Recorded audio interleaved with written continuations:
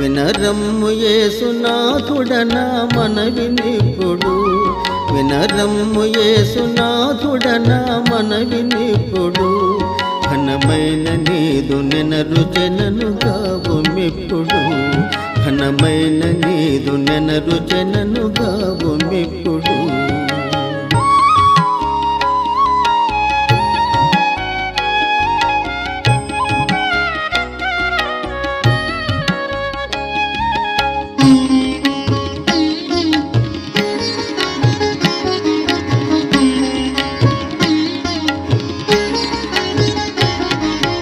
ఎక్కడిద్దరు ముగ్గురు నీ యొక్క పేరటన్, ఎక్కడిద్దరు ముగ్గురు నీ యొక్క పేరటన్.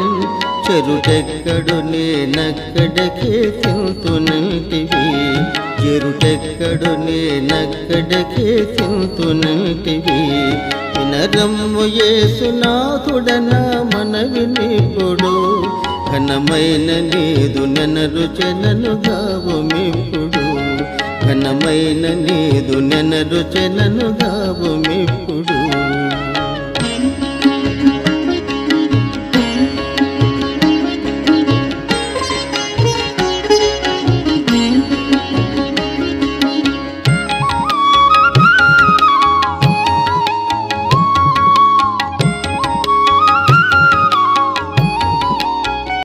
పత్రిక 11వ అధ్యాయము 6వ వచనాన్ని మనం కానీ చూసినట్లయితే, విశ్వాసం లేకుండా దేవునికి ఇష్టడైన అసాధ్యము.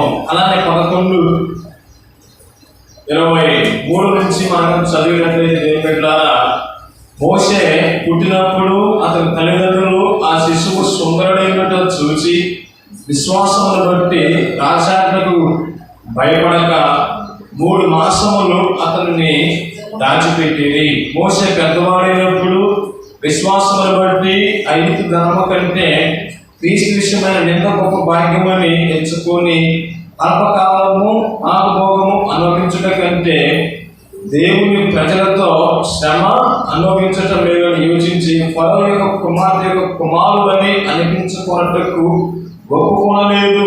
ఏదైనా అతడు ప్రతిఫలముగా కలగబో బహుమానము దృష్టి ఉంచెను. హల్లెలూయా. క్రీస్తునందు ప్రియమైన సంపూర్ణులారా, ఇక్కడ మోషే జీవితంలో మనం చూసినట్లయితే బానిసంలో ఉండి పుట్టిన మోషే ఎక్కడ పెంచబడ్డాడు? రాజగృహంలో పెంచబడ్డాడు. ఏ తల్లైతే అతన్ని నేను ఇంకా భరించలేను, ఇతడు నా దగ్గర చనిపోతాడనేసి ఆవిడ తలంచి ఆ జమపెట్టలో వదిలినప్పుడు ఈ మోషే ఎక్కడైతే రాజాటం బయలుదేరిందో వార్చెంతకే వెళ్ళిపోయాడు. చూడండి, చంపాల్సిన వ్యక్తులు కూడా మోషేను ఏం చేశారు? పెద్దవాడి దాకా పెంచారు. హల్లెలూయా. ఏ తల్లి అయితే వదిలేసిందో అదే తల్లి ద్వారా మోషే పాల ద్వారా పోషించబడ్డాడు. మోషే తిరిగి పెద్దవాడైన తర్వాత ఎక్కడికి వచ్చాడు? ఇదే ఐగుప్తు దేశానికి వచ్చి ఉన్నాడు. ఈ ఐగుప్తు దేశంలో మోషే 40 సంవత్సరాలు జీవించాడు. ఎన్ని సంవత్సరాలు? 40 సంవత్సరాలు జీవించి మోషే ఆ తరంలో ఏం తెలుసుకున్నాడంటే, ఈ ప్రజల్లోనే వీరు భయంకరంగా హింసిస్తూ వారిని భయంకరంగా టార్చర్ చేస్తున్నారు. ఒక నియంత్రణ ఉండి వారిని ఎంతగా హింసిస్తున్నారంటే, ఇప్పుడున్న బానిసత బతుకులు నేటికి ఉన్నాయి తెలుసా? మీరు సౌదీ అరేబియా గల్ఫ్ కంట్రీస్లో మీరు వెళ్ళినట్లయితే అక్కడ కొంతమంది ఏజెంట్లు ఉంటారు. ఇండియా నుంచి ఆ కువైట్ నుంచి సౌదీకి వీళ్ళు ఏం చేస్తారు, మీకు ఉద్యోగాలు ఇప్పిస్తామనేసి అక్కడ పిలిపించుకొని మిమ్మల్ని ఇళ్లలో గొడ్డి శాఖ చేయించుకుంటారు. పని చేయకపోతే భయంకరంగా తన్ని వారికి అన్నం కూడా పెట్టరు, అలానే జీతాలు కూడా ఎవరు. మీరు సోషల్ మీడియాలో చూసినట్లయితే చాలా ఇలాంటి వీడియోస్ చక్కలు కొడుతూ ఉంటాయి. ఆ దినాల్లో కూడా మీరు భయంకరమైన బానిసత్వంలో ఉన్నప్పుడు వారి యొక్క మొరను దేవుడు విన్నాడు. హల్లెలూయా. మోషే ఈ ఐగుప్తు దేశంలో ఒక హత్య చేసి ఏం చేస్తాడు? పారిపోతాడు. ఆ హత్య ఏమిటంటే ఐగుప్తుడు ఒకడు ఈ ఇశ్రాయేలీయులు నివసిస్తున్న ఈ ప్రాంతంలో వచ్చి ఆ రాత్రి ఒక ఇంట్లో చొరబడి అతను భార్యని ఏం చేస్తాడంటే మానభంగం చేసి చంపేస్తాడు. అప్పుడు మోషే ఏం చేస్తాడంటే ఇది చాలా చెడ్డదనేసి వాళ్ళు పట్టుకొని చంపేసి వాడిని ఎక్కడ పూడుస్తాడు? ఇసుకలో పూడుస్తాడు, ఎవరు చూడలేదనేసి. తర్వాత ఇద్దరు కొట్టుకుంటూ వారికి న్యాయం తీరటానికి వెళ్ళినప్పుడు ఎలా మమ్మల్ని నిన్ను ఎవడు నిన్ను న్యాయకర్తగా ఉన్నాడు, ఐగుప్తుని చంపినట్టు వాళ్ళు చంపుతావు అనేసి అనడానికి మోషే భయపడి ఏం చేశాడు? మిద్యాను దేశానికి పారిపోయాడు. హల్లెలూయా. ఈ ప్రాంతానికి వచ్చినప్పుడు మోషే ఇక్కడ 40 సంవత్సరాలు జీవించాడు. ఎన్ని సంవత్సరాలు? 40 సంవత్సరాలు. ఒకసారి ఆయన గొర్రెలను మేపుకుంటూ ఆయన వెళ్తున్న ఆ తరుణంలో ఒకసారి ఒక కొండెక్కి ఇంకో కొండెక్కి రూపంలో ఒక పర్వతం మీద ఆయన అడుగు పెట్టాడు. ఆ పర్వతం పేరు ఏంటో చెప్పండి అందరూ. హోరేబు పర్వతం. ఏంటండి? హోరేబు పర్వతం. ఈ పర్వతం మీద ఎప్పుడైతే మోషే ఎక్కాడో ఒక పక్క పెద్ద అగ్నితో ఒక పొద కాలటం చూశాడు. హల్లెలూయా. ఈ పొద అయితే అగ్నితో కాలుతుంది కానీ ఆ పొద మాత్రము బూడిద కావటం లేదు. ఏమిటి ఎంత అనేసి ఆయన అక్కడికి రాగానే దేవుని స్వరాన్ని మోషే వింటాడు. హల్లెలూయా. ఆ యొక్క కథాంగాన్ని మనం గమనించినట్లయితే నిర్గమాకాండము 3వ అధ్యాయము మనం ప్రారంభం నుంచి చదివినట్లయితే అక్కడ మనకి కనబడుతుంది. నిర్గమాకాండము 3వ అధ్యాయము ప్రారంభం నుంచి చదవండి.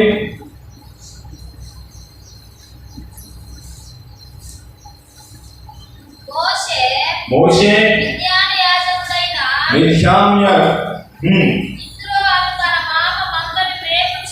ఇద్దరు ఆమె తన మామ మందను మేపుచు ఆ మందను అరణ్యము అవతలకు తోలుకొని దేవుని పర్వతమైన హోరేబుకు వచ్చాను. చూడండి దేవుని బిడ్డ, మోషే ఎక్కడికి వచ్చాడు? దేవుని పర్వతమైన హోరేబుకు వచ్చాడు. ఈరోజు ఈ యొక్క నివసిస్తున్న ఈ ప్రదేశం ఎవరిది? దేవునిది. మీరందరూ ఎక్కడికి వచ్చారు? దేవుని సన్నిధికి వచ్చున్నారు. హల్లెలూయా. అయితే మోషే చేసిన తప్పిదం ఏంటంటే అక్కడ ఆయన ఒక పొదను చూశాడు. అగ్ని రగులుతుంది కానీ ఆ పొద కాలిపోవట్లేదు. అప్పుడు మోషేతో దేవుడు మాట్లాడతాడు. ఏమని మాట్లాడతారు? దేవుని బిడ్డలారా 4వ వచనం ఒకసారి చదవండి. దానిని చూచుటకు అతడు వచ్చుట యెహోవా చూచాను. దేవుడు ఆ పొద నడుము నుండి మోషే మోషే అని అతనిని పిలిచాను. అందుకన్నా చిత్తం ప్రభువా అనేను. అందుకన్నా దగ్గరకు రావచ్చు. నీ పాదం నుండి నీ చెప్పులు విడువము. నువ్వు నిలిచిన స్థలము పరిశుద్ధ ప్రదేశము అనేను. హల్లెలూయా. దేవుని బిడ్డలారా, ఈ నువ్వు నివసిస్తున్న ప్రదేశం ఎలాంటిది? పరిశుద్ధమైనది. నీకున్న చెప్పులను నువ్వేం చేయాలి? విడిచిపెట్టమనేసి ప్రభువు చెప్తున్నాడు. ఈరోజు మనం ఇక్కడ నివసిస్తున్న ప్రదేశం ఎలాంటిది చెప్పండి? ఇక్కడ నివసిస్తున్న ప్రదేశం ఎలాంటిది? ఈ దేవాలయం అనేది అంతా పరిశుద్ధమైన ప్రదేశం. మనం లోనికి వచ్చినప్పుడు ఏం చేసాం? బయట చెప్పులను విడిచాం. లోనికి ఎందుకు వేసుకోరాలేదు? నా మాటలు అర్థమవుతున్నాయా కావట్లేదా? లోనికి వచ్చారు, చెప్పులు బయట విడిచారా? లోనికి విడిచారా?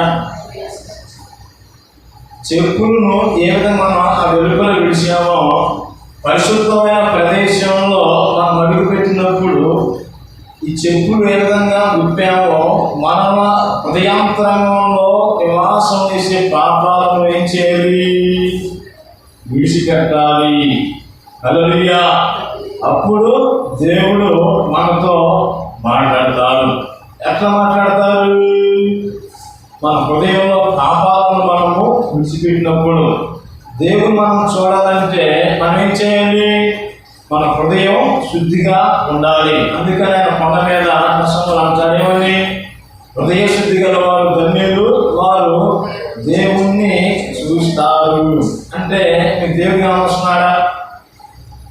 అవతారం చెప్పండి, నేను దేవుడిని చూస్తున్నాను, కలవతనం చేయొద్దండి. హల్లెలూయా. ఎవరు లేదు. ఎందుకని? మనము మానవ నరమతులను చూపు ద్వారానో, నోటి మాటల ద్వారానో, హృదయ తలంపు ద్వారానో ఏదో ఒక రకంగా మనం తప్పు చేస్తూ ఉంటాం, తెలుసో తెలియక. ఈ తప్పుల వలన దేవునికి మానవునికి మధ్యలో ఇవే పాపాలుగా అడ్డకట్లుగా తెలుస్తున్నాయి. ఈ అడ్డకట్లన్నీ పోవాలంటే దేవుని సన్నిధిలో మనం ఏం చేయాలి? పాపాలను విడిచిపెట్టాలి. హల్లెలూయా. దేవుని సన్నిధిలో మనము తగ్గించుకొని ఉండాలంటే మొదటి మనం ఏం చేయాలి? ఆయన సన్నిధిలో పశ్చాత్తాపం చెందాలి. దేవుని సన్నిధిలో మనం ఎప్పుడైతే పశ్చాత్తాపంతో ఉంటామో అప్పుడు దేవుడు మనకి దర్శనం ద్వారా కనపడతాడు. హల్లెలూయా. అయితే మరి మానవుని హృదయంలో నివాసం చేసేవి ఏమిటి అంటే ఏంటంటే ఈ పూట మీకు చెప్తాను. మన త్వరగా చదివినట్లయితే గలతీయులకు రాసిన పత్రిక 5వ అధ్యాయము 19వ వచనాన్ని ఒకసారి చదవండి. గలతీయులకు 5వ అధ్యాయము 19 నుంచి మనం చూసినట్లయితే అక్కడ కొన్ని మానవునికి దేవునికి అడ్డుపడే 16 రకాల పాపాలు అక్కడ మనం చూస్తాం. చదవండి. శరీర కార్యములు స్పష్టమై ఉన్నవి. అవేమి అనగా జారత్వము, అహం. జారత్వం అంటే ఏంది? పాపం. మనము పాపంకి వెళ్ళి చూసినప్పుడు ఆ పాపం మనం ఏం చేస్తాము? జారిపోతూ ఉంటాం. దీన్నే జారత్వం అంటారు. ఎన్ని మార్లు ఇది నేను చేయకూడదు అనుకుంటా మనసులో, కానీ అది నీ ముందుకు వచ్చిన అందులో మేమవుతాం? జారిపోతాం. దీనినే జారత్వం అంటారు. చదవండి. అపవిత్రత, కామకత్వము, విగ్రహారాధన. విగ్రహారాధన వచ్చేసి ఏంటంటే ఏదో గుళ్ళోకి వెళ్ళి దండం పెట్టి కొబ్బరికాయలు కొట్టి ఊరికెళ్ళి తిరిగితే విగ్రహారాధన కాదండి. దేవుని కన్నా నువ్వు దేనైతే ఎక్కువగా ఇష్టపడతావో అది నీ జీవితంలో అది విగ్రహారాధన. ఈరోజు దేవుని కన్నా ఎక్కువగా మనం దేని ఇష్టపడతాం చెప్పండి? హల్లెలూయా. దేవునికి ఎక్కువ దేని ఇష్టపడతాం? ఈ శిక్షణ, డబ్బు. రెండవది ఏంటి? ఫోను. ఈ రెండింటికి మనం ఎక్కువగా ప్రాధాన్యత ఇస్తాం దేవుడి కన్నా. దేవుడి కన్నా దేనికైతే మనం ఎక్కువగా ప్రాధాన్యత ఇస్తామో అది మన జీవితంలో విగ్రహారాధనతో సమానం. నీ దేవుడిని యెహోవాను నేనే, నేను తప్పక వేరొక దేవుడు నీకు ఉండకూడదు. దేవుడి కన్నా నీకు ఏదైతే ఎక్కువైపోయిందనుకో అది విగ్రహారాధనతో సమానం. జాగ్రత్త. విగ్రహారాధనకి పరలోకంలో చోటు లేదు. డబ్బు అనేది మనకి అవసరమే. అది ఎంత అవసరమో అంత ఊరికే మనకి ఉండాలి. ఆ డబ్బే మనకి విగ్రహారాధన అయితే మనం ప్రమాదం పడే అవకాశం ఉంటుంది. హల్లెలూయా. చదవండి. అభిచారములు, ద్వేషములు, కలహములు, మత్సరములు, క్రోధములు, కక్షలు, భేదములు, విమతములు, అసూయలు, వసతులు, అల్లరితో కూడిన ఆటపాటలు. ఇంకా చాలండి, మీ బైబిల్స్ మూసేయండి. హల్లెలూయా. వీటి గురించి వివరించేసరికి మనకి సమయం అయిపోవచ్చు. నేను ఎక్కువగా వివరించను, త్వరగా నేను వివరిస్తాను. విగ్రహారాధన. విగ్రహారాధన అంటే నేను చెప్పా, బైబిల్ కాలంలో ఉన్న విగ్రహారాధన వేరు, ఇప్పుడు మన కాలంలో ఉన్న విగ్రహారాధన అనేది వేరు. దేవుని కన్నా నువ్వు దేనైతే ఎక్కువగా ఇష్టపడతావో అది నీ జీవితంలో విగ్రహారాధనతో సమానం. దేవుని బిడ్డ, ఇంకా మనగా చూసినట్లయితే ద్వేషములు ఇక్కడ ఉన్నాయి. మరొకటి, మనసులో చెప్పంగానే పక్కన ఎదుగుతుంటే వాళ్ళ మీద ఏం కలుగుతుంది? మనసులో ద్వేషం అనేది కలుగుతుంది. బైబిల్ నుంచి మనం చూసినట్లయితే బాలాపురాజు అనేవాడు ఒకడు ఉన్నాడు, మోయాబీయుడు. ఇశ్రాయేలు జనాంగం వారు ఆశీర్వదించబడిన వారు. వారు అత్యధికంగా ఎదుగుతుంటే వాడికి ఏం కలిగింది? ద్వేషం కలిగింది. బిలాము అనే ప్రవక్త, దొంగ ప్రవక్త ఒకడు ఉన్నాడు బైబిల్లో. వాళ్ళని పిలిపించి ఏం చేస్తున్నాడు? ఇదిగో వాళ్ళందరూ నాశనమైపోయేటట్టు నువ్వు వాళ్ళ కొరకు బలర్పించమనేసి అంటారు.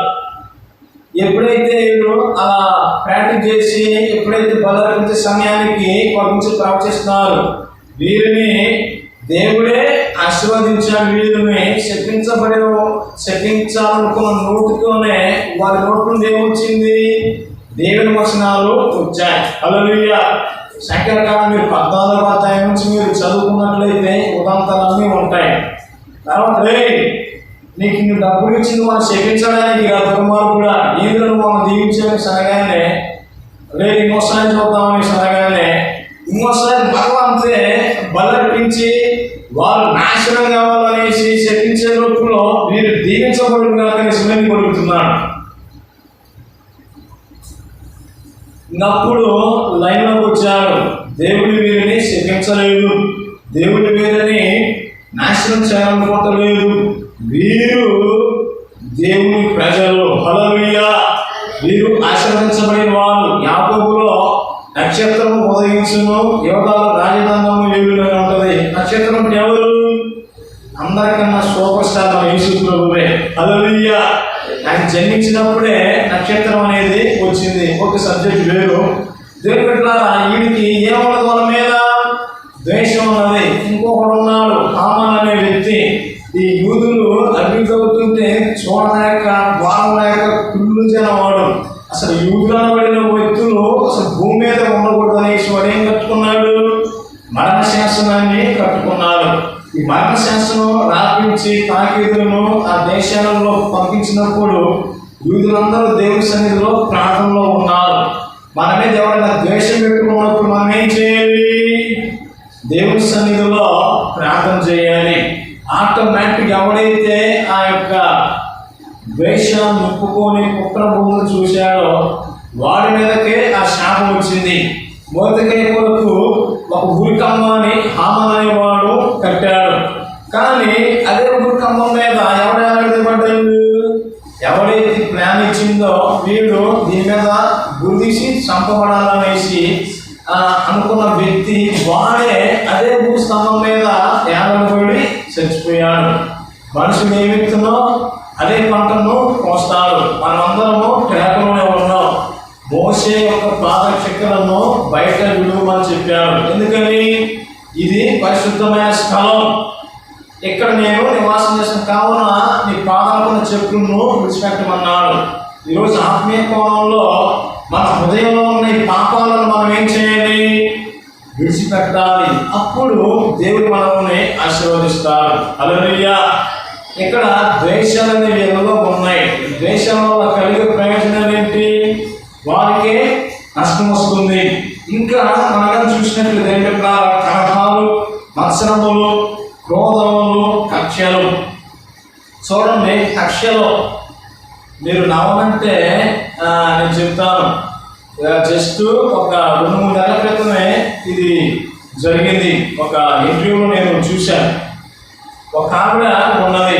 కక్షలు అనేది ఎంత భయంకరమైనది దీని ద్వారా. అసలు కక్షలు అనేది మన జీవితంలోనే ఉండకూడదు. ఏమిటి అంటే ఒక ఆడామం వల్ల దరిదాపు ఒక 100 మందికి హెచ్ఐవి వచ్చేసింది. ఏ విధంగా అంటే హైదరాబాద్లో ఒక ఆమె ఉన్నది. ఆవిడ ఏం చేసిందంటే ఆ పెళ్లి వయసు రాగానే వాళ్ళ తల్లిదండ్రులు మ్యారేజ్ చేశారు. ఈ మ్యారేజ్ చేసుకున్న చేసుకున్న వ్యక్తికి ఏం కలిగిందంటే హెచ్ఐవి ఉన్నది. వాడి పాపం చేస్తూ తెలియదు. ఈ హెచ్ఐవి వచ్చి ఈవిడ తగిలిచ్చాడు. ఈ భర్త అనేవాడు ఏం చేశాడంటే చనిపోయాడు మధ్యలో.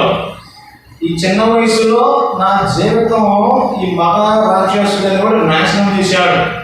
నాకంటిన ఈ జబ్బుని ఇంకా అంతకంటించాలనేసి ఆవిడ ఏం చేసిందంటే పూనుకొని ఆ ఫోన్లు చేయటం, పిలిపించుకోవటం, వాటితో పాపం చేయటం, వాడికి హెచ్చరించడం. వాడిని వదిలేసి ఒక ఉన్న తర్వాత ఇంకొకరిని పెళ్లి చేసుకోవటం, వాడికి పాపం చేసి వాడిని వదిలేయటం. అట్ట దరిదాపు ఒక 30 నుంచి 50 మంది దాకా ఆవిడ అంటించేసింది. ఆవిడని పెళ్లి చేసుకున్న చివరి వ్యక్తి అనే వాడు కూడా ఒకసారి వాడు హాస్పిటల్కి వెళితే వాడికి ఏం జరిగింది? హెచ్ఐవి పాజిటివ్ జరిగింది. ఎందుకు వచ్చిందని ఎంక్వైరీ చేయగానే వాడికి కొన్ని 100 ఫోన్లు వస్తున్నాయి రోజు. ఎక్కడ ఉన్నాం, ఏం చేస్తాం అనేసి, ఈ ఫోన్ నాకు వెళ్ళిపోతుంది అనేసి వాడు ఎంక్వైరీ చేసి పోలీస్ కేసు పెట్టగానే ఆ పోలీస్ ఎంక్వైరీలో తెలియని విషయం ఏంటంటే ఈవిడ ఏం చేసింది? ఆవిడ కలిగిన అన్యాయం కారణం చేత ఈ ఆవిడే అందరినీ పెళ్లి చేసి మగవాళ్ళ మీద కక్ష కట్టుకుని వాళ్ళకి పాపం అంటించి వాళ్ళు కూడా హెచ్ఐవిలోకి దిగజారినట్టు చేసింది. చూడండి దేనికట్లా ఎలాంటి ఘోరమైన వ్యక్తులు ఉన్నారు తెలుసా? కక్షలు అనేవి చాలా భయంకరమైనవి. ఒక వ్యక్తిని తిట్టిన తర్వాత ఆ వ్యక్తిని మనం ఏం చేస్తాం? కక్షలు పెట్టుకుంటాం. ఈ కక్షలు పెట్టుకొని మనం ఏం చేస్తాం? ఆ కక్షలే భవిష్యత్తులో ఏమవుతాయి? పాత కక్షలు మారిపోయి మంటలు భయంకరంగా ఉంటాయి. రాష్ట్రం వెళ్తే పుడింగ్ అయ్యే ఉంటాయి. దేశరత్నమే జయం. ఈ కక్షలు కూడా దేనికి సంబంధించినవి? సాతానుకు సంబంధించినవి. ఇవి కూడా మనలో నివసించే పాపాలు. ఇంకా మనం చూసిన కక్షలు, భేదములు, విమతములు, అసూయలు, మత్తతులు, అల్లరితో కూడిన ఆటపాటలు. ఈ అల్లరితో కూడిన ఆటపాటలు ఎక్కడ ఉంటాయంటే మన ఇళ్ళలోనే ఉంటాయి. టీవీలో వస్తున్నారా? దేవుడు నాకేమంటున్నారా? సినిమా సీరియల్స్ పెట్టుకుని వస్తున్నారా? హల్లెలూయా. ఈరోజు దేవుడు మీతోనే మాట్లాడుతున్నాడు. యేసునామమే జయం. ఇవన్నీ మనం ఉంటాయి. ఇవన్నీ ఉంటే ఇవన్నీ మనం చేస్తూ ఉండి దేవుడు దేవుడు దేవుడు దేవుడు అంటే దేవుడే చేయడం. యేసునామమే జయం. మోషే నీకున్న పాదరక్షకులను బయట విడువు. నువ్వు నివసించిన ప్రదేశం ఎలాంటిది? పరిశుద్ధమైన ప్రదేశం. ఈరోజు నువ్వు ఎక్కడికి వచ్చావు? నువ్వు ఎట్లా ఉన్నావు? నాకు చెప్పకూడదు, దేవుడికి చెప్పుకోండి. మనుషులు ఈశ్వరత్వమే జయం. దేవుని కట్టారా? దేవుడు మనల్ని ఏం కోరుకుంటున్నాడు? పరిశుద్ధంగా ఉండాలని కోరుకుంటున్నాడు. నేను పరిశుద్ధంగా ఉండినట్లు మీరు కూడా పరిశుద్ధులై ఉండుడనేసి చెప్పాడు. మోషేకు ఎప్పుడైతే ఈ మాటలను చెప్పాడో దేవుడు ఒక నిర్ణయానికి వచ్చాడు. ఇప్పుడు ఈ మోషేనే వెళ్ళి ఏం చేయాలి? ఈ యొక్క ఐగుప్తు దేశానికి వెళ్ళి ఆ మానసత్వంలో నొక్కిపోతున్న ప్రజలను విడిపించుకొని రావాలి. మోషేకేమో అంతకుముందు ఒక నరహత్య చేసి ఈ నిర్దేశం బలపెట్టాడు. నేను పోతే చంపుతూ నేను పోననేసి అంటున్నాడు. దేవుడిని యెహోవాకి మోషే ఇంకా ఏమేమి చెప్తున్నాడు? సాకులు చెప్తున్నాడు. ఎందుకు? కోపం ఇష్టం లేక. ఈరోజు ప్రార్థన రండి నేను పని పోతానండి, అయ్యో వాళ్ళు ఈరోజే వాళ్ళు ఫోన్ చేశారు అనేసి ఎంతో ఉంటాం. హల్లెలూయా. లేదా ప్రార్థన టైంకి రావాలంటే పొద్దున్నే పొందగా అనేసి అంటారు. అవునా కదా? దేవుని పెట్టారా? దేవునికి మనం ఏం చెప్పకూడదు? సాకులు చెప్పకూడదు. మన జీవితం అంతా దేవునికి అప్పగించుకున్నప్పుడు దేవుని సన్నిధిలో మనం తగ్గించుకొని పవిత్రత కలిగి మనం జీవించినప్పుడు ఆ భగవంతుడు మనల్ని దీవిస్తూ ఉంటాడు. హల్లెలూయా. ఇక్కడ మనం చూసినట్లయితే దేవుని పెట్టారా? నిర్మాకాండము 3వ అధ్యాయము 7 నుంచి మనం చూసినట్లయితే,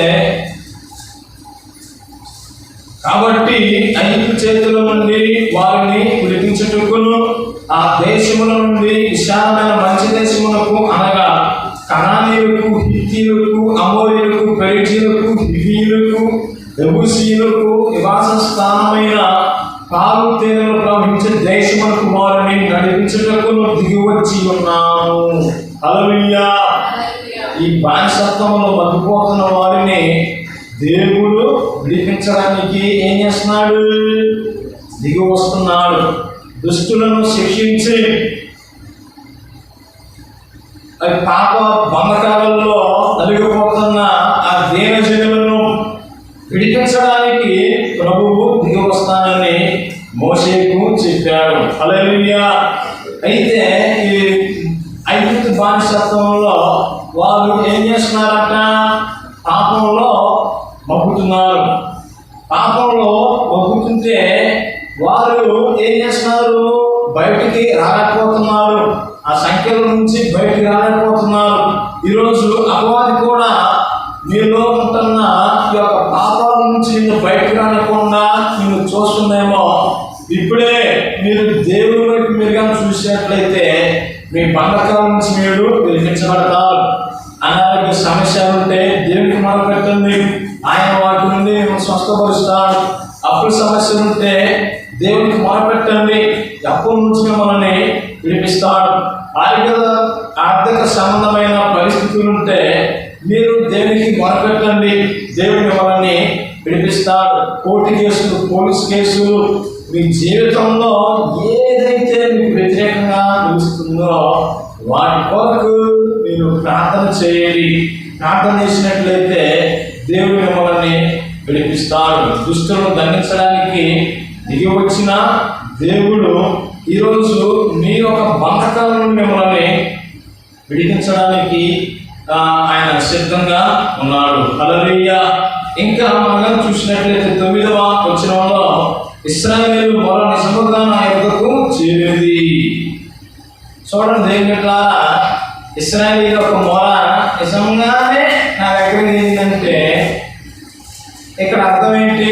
అసలు మనం నిజంగా దేవుడికి ప్రార్థన చేస్తాము, ఏదో అందరూ చూస్తున్నారులే, ఏదో టైంకి రావాలి, ఫార్మాలిటీగా మనం దేవునికి మొదలు పెడుతున్నామా? అర్థమవుతుందన్న మాటలు. మనం దేవుడు చూడాలని ప్రార్థన చేస్తున్నామా? లేదా అదిగో ఆమె పోతుంది, ఆమె కలిసి పోవాలి, లేదా ఇది నామకార్థం కావాలి కాబట్టి వచ్చినట్టు వస్తున్నావా? మీరు ఫార్మాలిటీగా ప్రార్థన చేసినట్లయితే వాటికి జవాబు రాదండి. బయట వాన పడుతుంది, ఎవరు వెనక చూడవద్దు. హల్లెలూయా. వాన వస్తుంటాయి, ఎండ వస్తుంటాయి, పోతుంటాయి. దేవుని వాక్యం ద్వారా వేసినర్థమే జయం. దేవుని ఎట్లా మీరు కానీ గమనించినట్లయితే ఫార్మాలిటీగా చేసే ప్రార్థనకు జవాబు రాదు. కానీ దేవుడు నన్ను చూస్తున్నాడు, నన్ను విడిపిస్తాడు అన్న కోపంలో మీరు కానీ ప్రార్థన చేసినట్లయితే దేవుడు నిత్యముగా మనం మొర విని మనకి ఆయన జవాబులను అనుభవిస్తాడు. హల్లెలూయా. అయితే ఇశ్రాయేలు మొర నిజముగా నాకు చేరినది. ఐగుప్తులు వారిని పెట్టుచున్న హింస చూచితే కాక నమ్ము, నిన్ను ఫరో యొద్దకు పంపేదను. ఇశ్రాయేలు నా ప్రజలను నీవు ఐగుప్తుల నుండి తోడుకొని పోవలెను. అందుకు మోషే నేను ఫరో యొద్దకు వెళ్ళుటకును ఇశ్రాయేలును ఐగుప్తు నుండి తోడుకొని పోటుకును ఎంతటి వాడని దేవునితో అంటారు. ఆయన నిత్యముగా నేను నీకు తోడైను, నేను నిన్ను పంపించటకు ఇది నీకు సూచన. నీవు ఆ ప్రజలను ఐగుప్తుల నుండి తోడుకొని వచ్చిన తర్వాత మీరు ఈ పర్వతం మీద దేవుడిని సేవించదని అంటారు. హల్లెలూయా. నువ్వు వెళ్తే నేను కార్యం చేస్తాననేసి ఆయన అంటాడు. ఈరోజు నీ ముందున్న ఏ సవాలైనా సరే అది నీకు ఆటంకంగా ఉన్న దేవుడిని ఆధారం చేసుకుని నువ్వు కానీ ముందుకెళ్ళినట్లయితే తప్పకుండా నీ జీవితంలో అద్భుతాలు చూస్తావు. హల్లెలూయా. నువ్వు వెళ్ళు, నేను నీకు తోడుగా ఉంటున్నాను అని చెప్పాడు. నేను నీకు తోడుగా ఉంటాను, I want with you, I have walk with you, నేను నీతో నడుస్తాననేసి ఆయన అంటున్నాడు. హల్లెలూయా. కానీ ఈరోజు మనం దేవుని దగ్గరకు వస్తామా? దేవునికి మనం సమాధానం తెలియజేస్తున్నామా లేదా ఆయన ఇచ్చే సమాధానానికి మనం లోపడుతున్నామా? మోషే ఇంకా ఏం చేస్తున్నాడు? అబద్ధాలు ఆడుతున్నాడు అన్నట్టు మనం చూస్తాం. 11వ వచనం ఒకసారి చదవండి. నిర్గమాకాండం 3:13. మోషే చిత్తగించు, నేను ఇశ్రాయేలు ఎద్దకు వెళ్ళి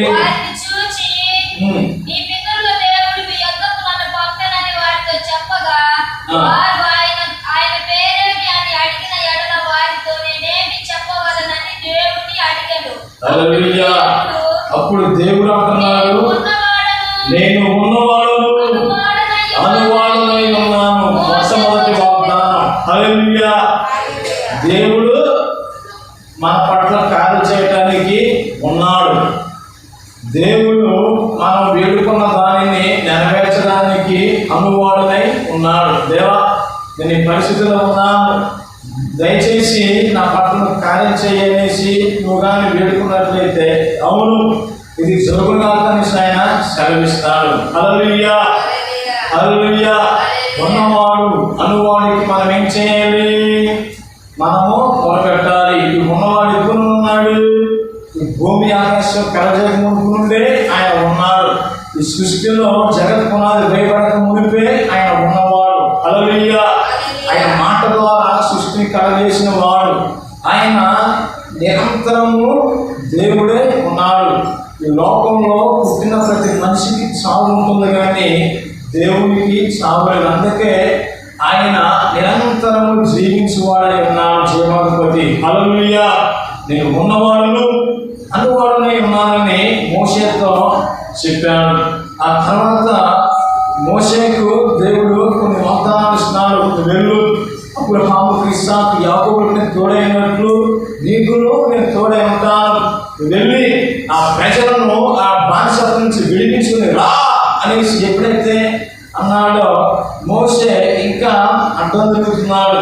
ఈ అడ్డం తిరిగిన ఆ మాటలు ఏమిటో తర్వాత మోషే ఐగుప్తు దేశానికి వెళ్ళి ఏవైతే అక్కడ కార్యాలను చేశాడో ఎలాంటి అద్భుతమైన కార్యాలను రాబోయే ఆదివారము మనము ఇంకా పూర్వకుశలంగా మనం తెలుసుకున్నాం. హల్లెలూయా. హల్లెలూయా.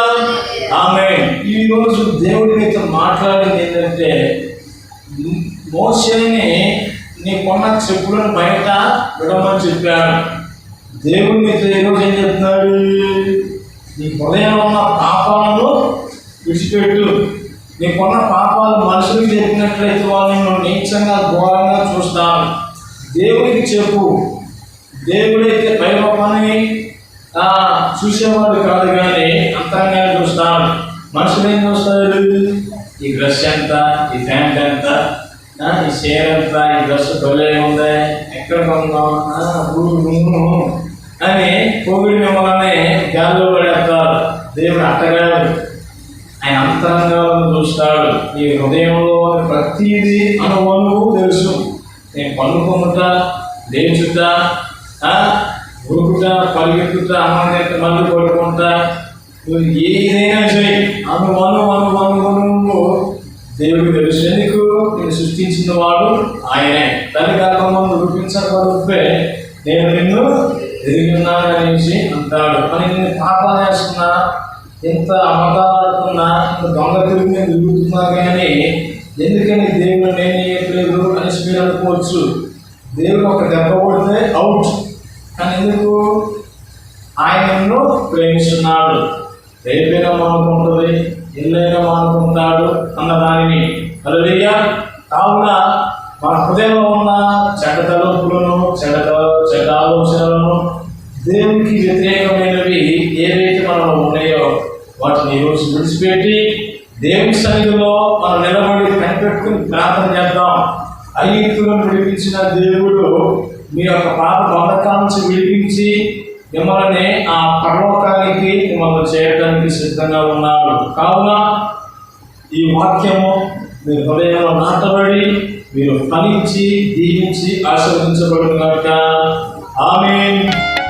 మరి ఎవరు దిక్కు ధరణిలోన వేరు లేరుగా, మరి ఎవరి దిక్కు ధరణిలోన వేరు లేరుగా, దుర్నరులకెల్ల తెరువు తెలిపినావు నీవెగా, దుర్నరులకెల్ల తెరువు తెలిపినావు నీవెగా. వినరమ్ము యేసునాథుడనా మనవి నిప్పుడు, ఘనమైన నీదు నెనరుచెనను గావుమిప్పుడు, ఘనమైన నీదు నెనరుచెనను గావుమిప్పుడు.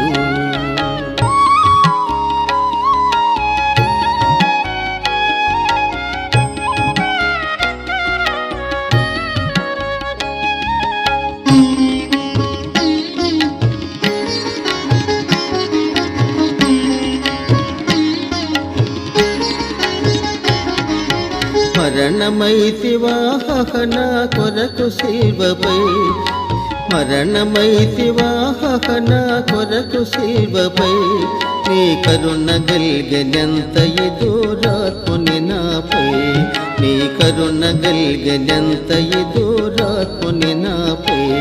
వినరమ్ము యేసునాథుడనా మనవి నిప్పుడు, ఘనమైన నీదు నెనరుచెనను గావుమిప్పుడు, ఘనమైన నీదు నెనరుచెనను గావుమిప్పుడు.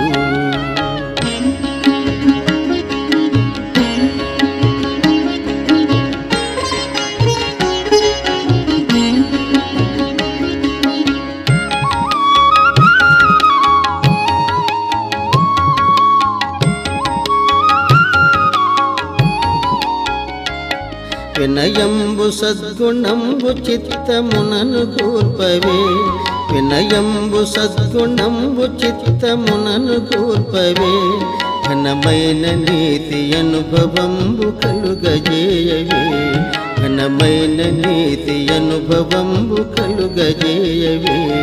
వినరమ్ము యేసునాథుడనా మనవి నిప్పుడు, ఘనమైన నీదు నెనరుచెనను గావుమిప్పుడు, ఘనమైన నీదు నెనరుచెనను గావుమిప్పుడు.